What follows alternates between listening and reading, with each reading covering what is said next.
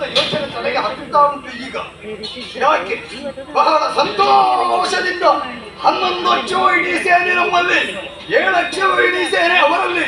ಸಂತೋಷದಿಂದಲೇ ಯುದ್ಧಕ್ಕೆ ಹಿಡಿದವ ನಾನು, ಬಹಳ ಸಂತೋಷದಿಂದಿದ್ದೆ.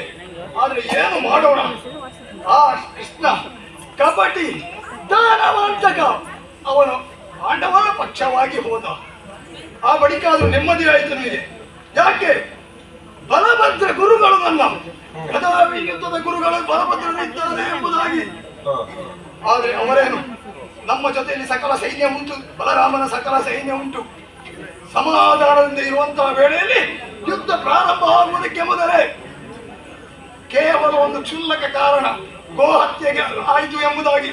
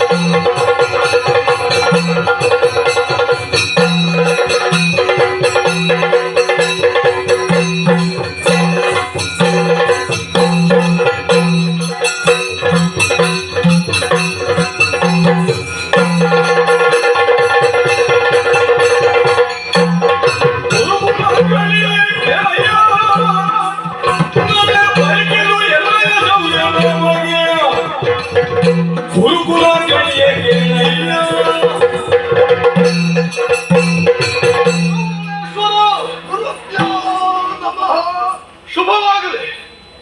ಹತ್ತಿನೆಯ ಮೇಲೆ ಅಧಿಕಾರವನ್ನು ಸ್ಥಾಪಿಸಬೇಕು, ಅದು ಶಾಶ್ವತವಾಗಿಯೇ ತನ್ನಲ್ಲಿಯೇ ಇರಬೇಕು ಎನ್ನುವ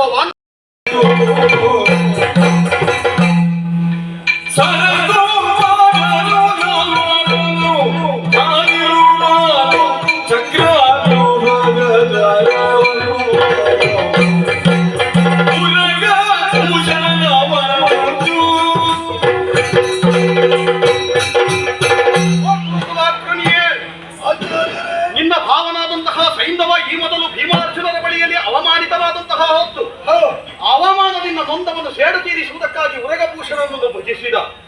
ವರವಾಗಿ ಪಡೆದದ್ದೇನು, ಒಂದು ದಿವಸದ ಮಟ್ಟಿಗೆ ನಾನು ಪಾಂಡವರನ್ನು ಗೆಲ್ಲಬೇಕು.